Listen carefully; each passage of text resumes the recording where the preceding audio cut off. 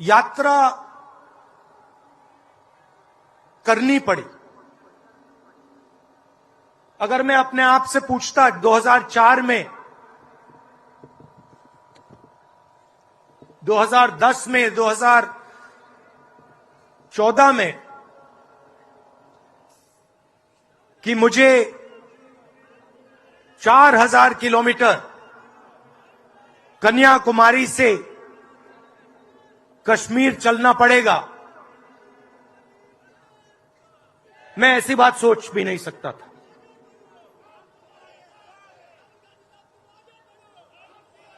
ये यात्रा, शांत हो जाएं, ये यात्रा हमें क्यों करनी पड़ी? क्योंकि देश का जो कम्युनिकेशन का सिस्टम है, चाहे वो मीडिया हो, सोशल मीडिया हो, वो आज देश के हाथ में नहीं है। जनता के जो मुद्दे हैं, बेरोजगारी, हिंसा, नफरत, महंगाई, किसानों के मुद्दे, अग्निवीर के मुद्दे, जवानों के मुद्दे, वो मुद्दे आपको मीडिया में नहीं दिखाई देंगे। तो हमने ये यात्रा करनी पड़ी क्योंकि और कोई चारा नहीं था। देश के ध्यान को पकड़ने के लिए विपक्ष को 4000 किलोमीटर, और सिर्फ राहुल गांधी नहीं चला, यह गलतफहमी में मत रहिए कि ये राहुल गांधी चला है।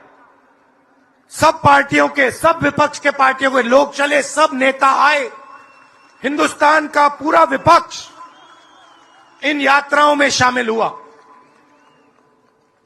शरद पवार जी आए, उद्धव जी आए, तेजस्वी आए।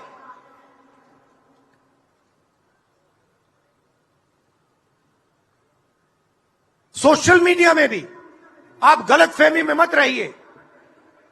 किसी ने कहा कि सोशल मीडिया एक रास्ता है, सोशल मीडिया रास्ता नहीं है, उस पर भी कंट्रोल है। अमेरिका की कंपनियों पर दबाव है।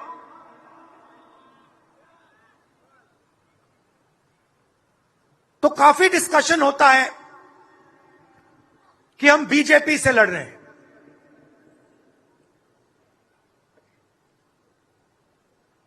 लोग सोचते हैं कि हम सब एक राजनीतिक दल के खिलाफ लड़ रहे हैं। देश भी सोचता है कि ये जो नेता स्टेज पे बैठे हैं, अलग अलग पॉलिटिकल पार्टीज से हैं, ये एक राजनीतिक पार्टी से लड़ रहे हैं। ये सच नहीं है, ये गलत है। हम राजनीतिक पार्टी से नहीं लड़ रहे हैं। और ये समझने की जरूरत है, हिंदुस्तान के युवाओं को यह बात समझनी होगी। कोई और कहता है ये सब लोग एक व्यक्ति के खिलाफ लड़ रहे हैं, नरेंद्र मोदी के खिलाफ लड़ रहे हैं। नहीं, हम एक व्यक्ति के खिलाफ भी नहीं लड़ रहे हैं। ना हम बीजेपी के खिलाफ लड़ रहे हैं, ना हम एक व्यक्ति के खिलाफ लड़ रहे हैं। एक व्यक्ति को चेहरा बनाकर ऊपर डाल रखा है।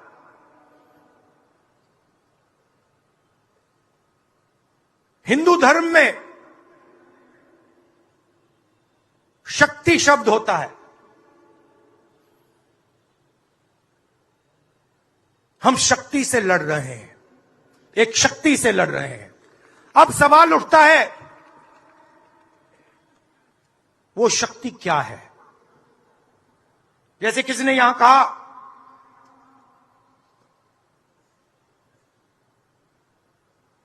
राजा की आत्मा ईवीएम में है। सही है, सही है। राजा की आत्मा ईवीएम में है।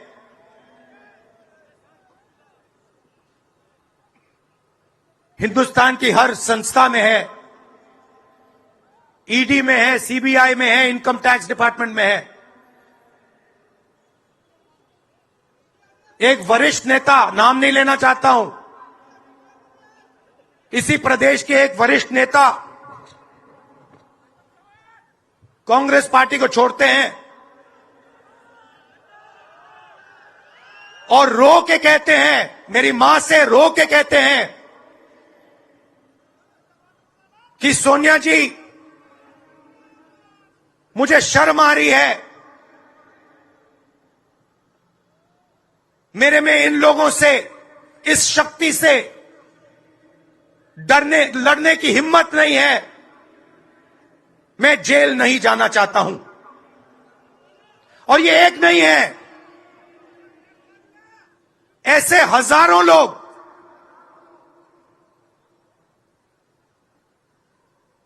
डराए गए हैं। क्या आप सोचते हो शिवसेना के लोग, एनसी के लोग ऐसे ही चले गए? नहीं। जिस शक्ति की मैं बात कर रहा हूं, उन्होंने उनका गला पकड़कर उनको बीजेपी की ओर किया है और वो सब डर के गए हैं।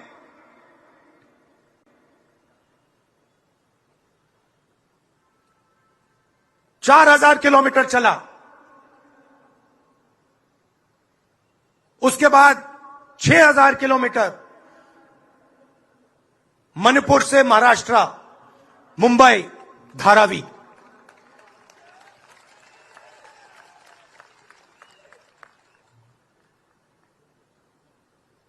क्या मैंने देखा, क्या सुना, मैं आपको समझा नहीं सकता, शब्दों में नहीं बता सकता मैं आपको। बोल रहा हूं तो बात याद आई, मेरे पास एक युवा आता है, जीप पर कूदता है, सिक्योरिटी वाले उसको मारते हैं, दबाकर मारते हैं, तब भी वो आता है, हाथ पकड़ता है, आंख में आंसू, मुझे कहता है, राहुल जी, मैंने 3 साल हर रोज सुबह रनिंग की,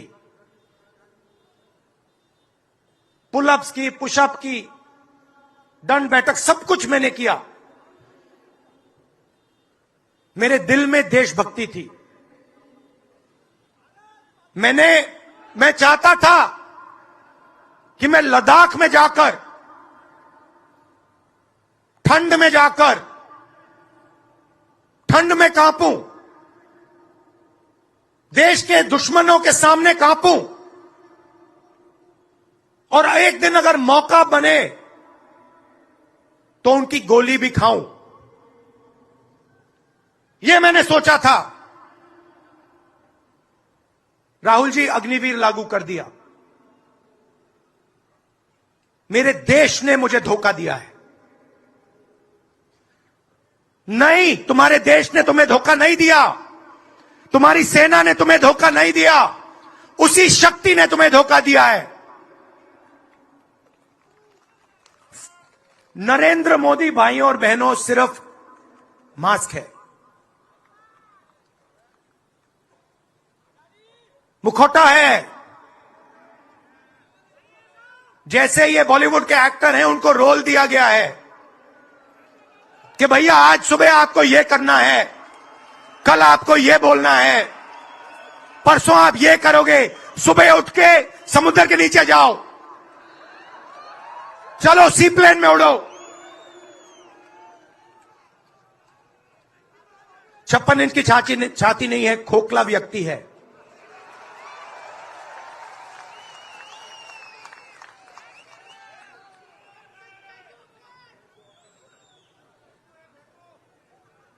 धारावी को देखिए आप। मुझसे पूछा गया कि ये जो यात्रा होगी कहां से कहां होगी। मैंने सोचा, एक बात क्लियर थी, मणिपुर से शुरू होगी। क्यों? वहां पे इसी शक्ति ने सिविल वॉर का माहौल बना रखा है। भाई भाई को मार रहा है, गोली मार रहे हैं, तो शुरुआत तो वहां से होगी। और फिर मैंने सोचा, अगर हिंदुस्तान को नया विजन देना है तो यात्रा धारावी में खत्म होगी। यह हुनर का कैपिटल है, हिंदुस्तान के टैलेंट का, स्किल का, हुनर का कैपिटल है। और इनको यहीं से, मुंबई से, इनके घरों से वही शक्ति इनको उठाकर बाहर फेंक रही है।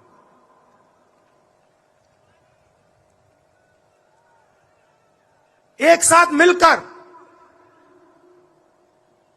वही शक्ति इन लोगों की जिंदगी बर्बाद करने में लगी हुई है। मैं आपको इस स्टेज से बता रहा हूं,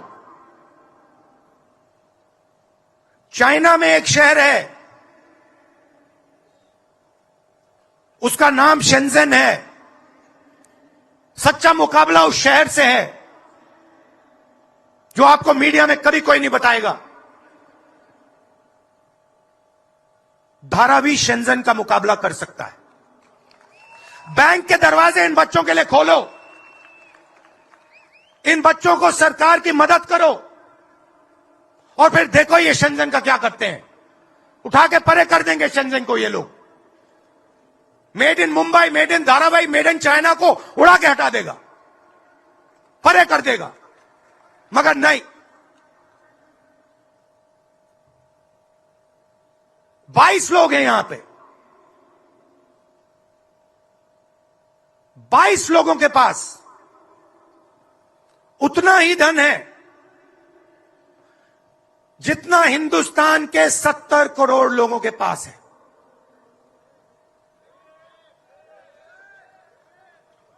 हिंदुस्तान में इंटरनेशनल एयरपोर्ट खुलवाने के लिए साल लग जाते हैं। 10 दिन में शादी के लिए इंटरनेशनल एयरपोर्ट खुल जाता है। वो ठीक है, कोई बड़ी बात नहीं है।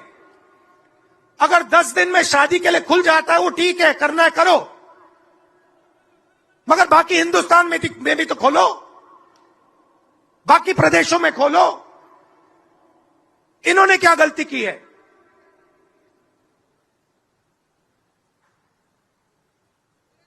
%50 हिंदुस्तान की आबादी पिछड़े वर्ग की है, 15% दलित, 8% आदिवासी, 15% माइनॉरिटी, 5%, 7% गरीब जनरल कास्ट के लोग। मीडिया के मालिकों की लिस्ट निकालिए, नाम दिखा दीजिए मुझे। दलित का नाम दिखा दो, आदिवासी का नाम दिखा दो, पिछड़े का नाम दिखा दो लिस्ट में। एक नहीं मिलेगा आपको। मैं ढूंढ रहा हूं, महीनों से ढूंढ रहा हूं।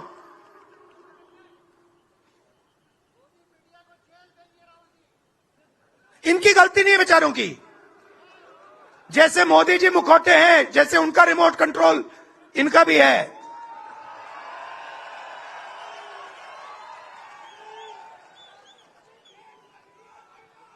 मीडिया में कोई नहीं। हिंदुस्तान की सबसे 200 बड़ी कंपनियों की लिस्ट निकालिए, मालिकों की लिस्ट निकालिए, गरीब जनरल कास्ट का व्यक्ति का नाम बता दो मुझे, दलित का, पिछड़े का, किसी भी गरीब व्यक्ति का नाम बता दो, किसी भी पिछड़े का नाम बता दो 200 कंपनियों के मालिक की लिस्ट में, नहीं मिलेगा। 90 अफसर इस देश को चलाते हैं। मैंने सिस्टम अंदर से देखा है, मैं समझता हूं सिस्टम को, इसलिए मोदी जी मुझसे डरते हैं। सब कुछ देखा है मैंने, सब समझता हूं। मैं अंदर बैठता था उसमें, सालों में अंदर बैठा हूं, कोई नहीं छुप सकता मुझसे और मुझे दबा भी नहीं सकते हैं। मोदी जी को दबा सकते हैं तो 90 लोग हैं, उसमें 3 पिछड़े हैं, 3 दलित, 1 आदिवासी। फर्स्ट जनरेशन गरीब जनरल कास्ट का मुझे दिखा दो, उसमें 1 नहीं मिलेगा। बजट में 100 रुपए खर्च होते हैं,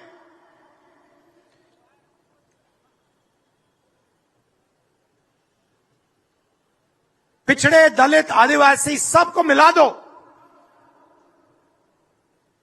6 रुपए का निर्णय लेते हैं। पॉलिसी कहां बनती है? पॉलिसी ये 90 लोग बनाते हैं, उसमें 200-300 और जोड़ दो,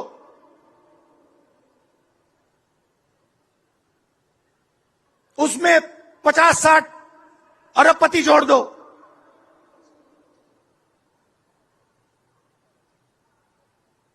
ये है सच्ची शक्ति जो हिंदुस्तान को चला रहा है। और इससे आप कोई नहीं बचेगा, आप में से कोई नहीं बचने वाला। यहां किसी ने ईवीएम की बात की, मैं आपको बता रहा हूं, ईवीएम के बिना नरेंद्र मोदी चुनाव नहीं जीत सकता है। इलेक्शन कमीशन से हमने कहा कि एक काम कीजिए, विपक्ष की पार्टी को ये मशीनें दिखा दीजिए, खोल के हमें दिखा दीजिए ये कैसे चलती हैं, हमारे एक्सपर्ट्स को दिखा दीजिए। इलेक्शन कमीशन नहीं दिखाता। फिर हमने कहा देखिए, इसमें से कागज निकलता है, वोट मशीन में नहीं है, वोट कागज में है। ठीक है, आप मशीन चलाइए, मगर कागज की भी गिनती कर दीजिए। इलेक्शन कमीशन कहता है नहीं, कागज की गिनती नहीं होगी। क्यों नहीं होगी? कैसे नहीं होगी? सिस्टम नहीं चाहता कि ईवीएम की गिनती हो जाए। क्यों? क्योंकि यह सिस्टम आपके धन को चोरी करने का सिस्टम है। ये आप लोग जीएसटी देते हो, उतनी ही जीएसटी देते हो जितना अदानी देता है। 18% शर्ट पे देते हो, उतनी वो देता है। उसकी आमदनी लाखों करोड़ रुपए, आपकी 50,000 रुपए। और फिर देखो पैसा कहां जाता है। कोई भी स्कीम देख लो, फसल बीमा योजना देखो, 35,000 करोड़ रुपए 16 कंपनियों को जाता है। उसमें आपको 1 दलित नहीं मिलेगा, 1 पिछड़ा नहीं मिलेगा, 1 गरीब नहीं मिलेगा। कानून ये 90 लोग बनाते हैं। पैसा जाता है 16 कंपनियों में। और जब हमारे किसान कहते हैं ओला गिर गया, बारिश हो गई, बर्बाद हो गए, वो कहते हैं भैया नहीं, तुम्हें मुआवजा नहीं मिलेगा, ये तुम्हारा है ही नहीं, तुम्हें कैसे मिलेगा, मर जाओ जाके। नरेंद्र मोदी जी का काम आपके ध्यान को भटकाने का है।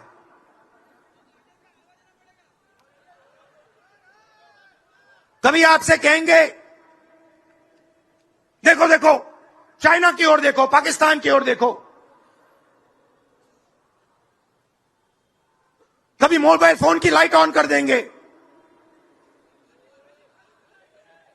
थाली बजाओ,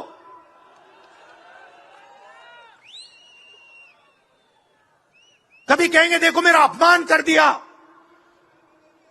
जैसे अभी किसी ने उनकी पत्नी के बारे में बोला, अब कहेंगे देखो मेरा अपमान कर दिया, ध्यान भटकाने के लिए। अब देखना होगा।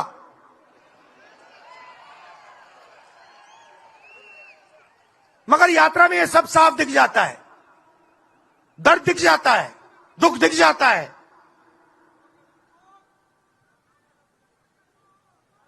चालीस साल से सबसे ज्यादा बेरोजगारी हिंदुस्तान में आज है। मीडिया में आपको एक मिनट के लिए नहीं दिखता।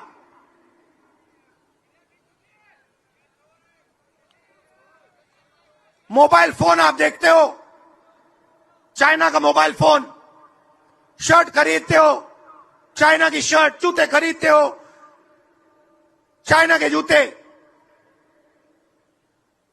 चाइना के युवा को फायदा हो रहा है, और किसको फायदा हो रहा है? और किसको फायदा हो रहा है? यह आपने कभी पूछा अपने आप से?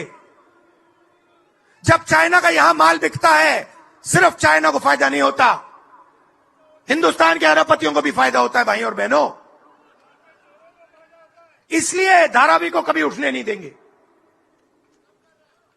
इसलिए धारावी को यह सरकार कभी सपोर्ट नहीं दे सकती।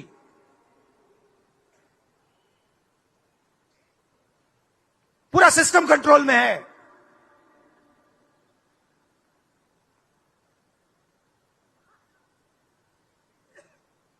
जब इनकी पहले सरकार आई, मैं आपको दिल की बात बताता हूं, पहले इनकी सरकार आई, अरुण जेटली मेरे पास आते हैं, कमरे में बैठते हैं और मुझे कहते हैं, राहुल, ये जो लैंड एक्विजिशन का मामला है,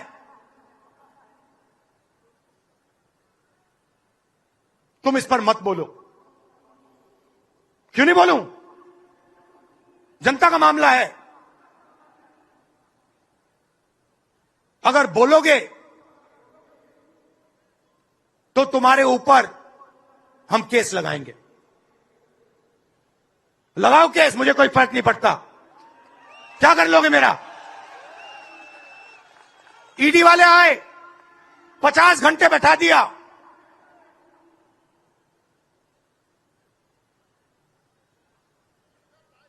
अंत में पता है क्या बोलता है ईडी का अफसर? मुझे पता है क्या बोलता है? कहता है, राहुल जी, आप किसी से नहीं डरते हो, आप नरेंद्र मोदी को हरा सकते हो।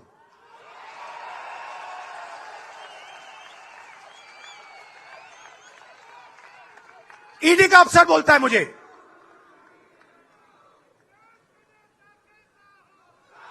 मगर मैं राहुल गांधी नहीं हूं। आप ये मत सोचो कि मैं राहुल गांधी हूं। आप ये मत सोचो कि उद्धव ठाकरे हैं। ये नहीं है, ये हिंदुस्तान की आवाज है। आप देखिए, हर प्रदेश से यहां लोग बैठे हैं, हर व्यक्ति ने अपनी यहां बात रखी। स्टालिन जी ने अपनी बात रखी, सोरेन जी ने अपनी बात रखी। ये हिंदुस्तान बोल रहा है। नरेंद्र मोदी जी की मीटिंग देखिए, वहां सिर्फ एक व्यक्ति बोलता है।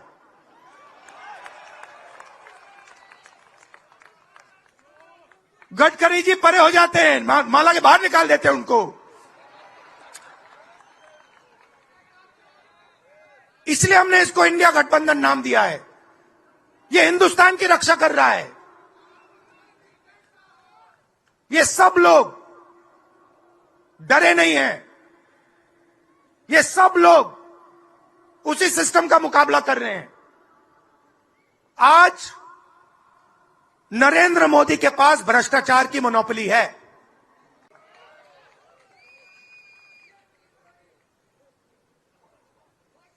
इलेक्टोरल बॉन्ड्स का सिस्टम निकाला। मैं आपको समझाता हूं। यहां पे जो छोटे छोटे सड़कों पे ना एक्सटॉर्शन चलता है, हफ्तेबाजी चलती है ना, वो नेशनल लेवल पे कर रहे हैं ये लोग। मैं बता देता हूं, 4 तरीके की हो रही है। एक, पहले ये कॉन्ट्रैक्ट देते हैं, सरकार कॉन्ट्रैक्ट देगी और सीधा परसेंटेज लेगी। इलेक्टोरल बॉन्ड देख लीजिए, उसमें साफ है, कंपनी को कॉन्ट्रैक्ट मिलता है, उसके एकदम बाद वो बीजेपी को हफ्ता देना शुरू कर देती है। दूसरा, सीधा एक्सटॉर्शन, ईडी सीबीआई भेज देंगे। जैसे यहां पे मुंबई का एयरपोर्ट इनको चाहिए था, ईडी सीबीआई भेजी, एयरपोर्ट किसी और को पकड़ा दिया, सीधा एक्सटॉर्शन।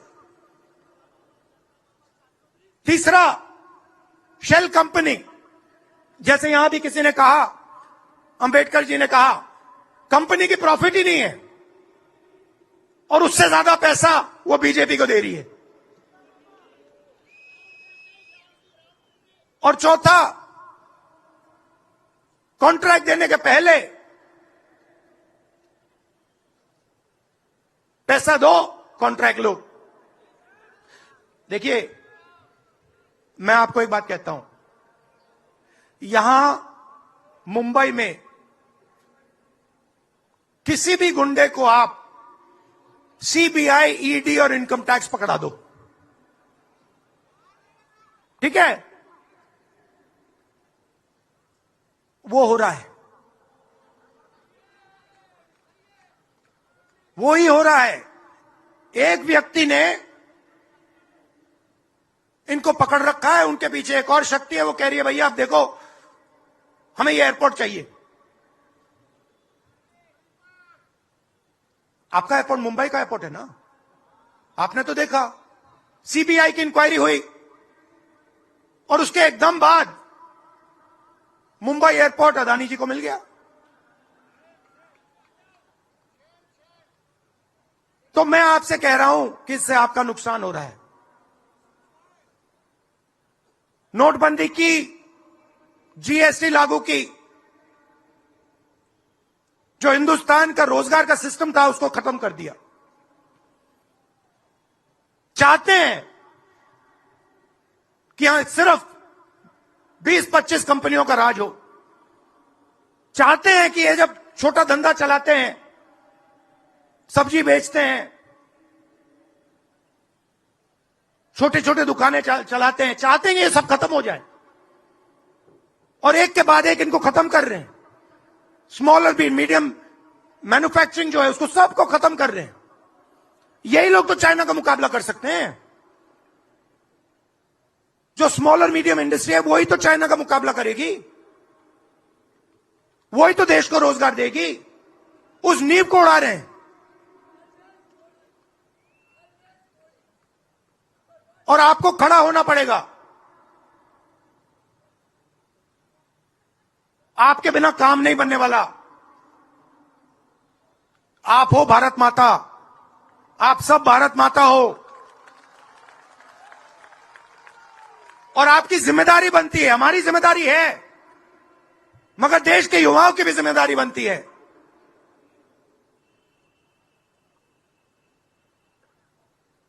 पूरा देश अग्निवीर के खिलाफ है। मैं 4000 किलोमीटर चला, एक युवा ने मुझे नहीं कहा कि अग्निवीर अच्छा लगता है। वो जो रो रहा था मुझे कहता है, राहुल जी मैं नहीं जाऊंगा, मैं नहीं जाऊंगा, मैं अग्निवीर नहीं बनूंगा। और फिर मुझे कहता है, राहुल जी जहां पे पहले हम दौड़ने जाते थे वो सब खाली पड़ा है। यात्राओं से मुझे बहुत सीखने को मिला। दर्द भी हुआ, चोट भी लगी,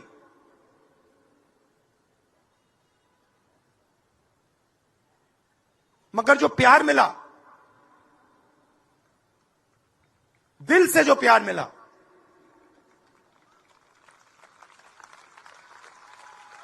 वो उसका कोई मुकाबला ही नहीं है। मैं बता ही नहीं, समझा नहीं सकता आपको। और जो भी आप मुझसे करवाना चाहो, जहां भी आप मुझे बुलाना चाहो, मैं आपके लिए और इस देश के लिए हाजिर हूं। यह नफरत का देश नहीं है, यह मोहब्बत का देश है। नफरत जानबूझ के फैलाई जा रही है।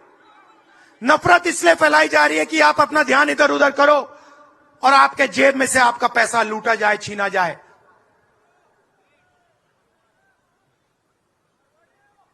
तो नफरत को नहीं फैलने दो। जैसे यात्रा से मैसेज निकला, हिंदुस्तान के दिल से मैसेज निकला, नफरत के बाजार में मोहब्बत की दुकान खोलो।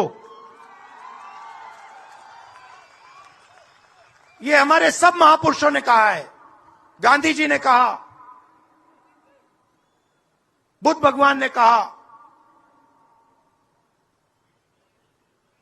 राम जी ने कहा, यही कहा। अगर राम का, बुद्धा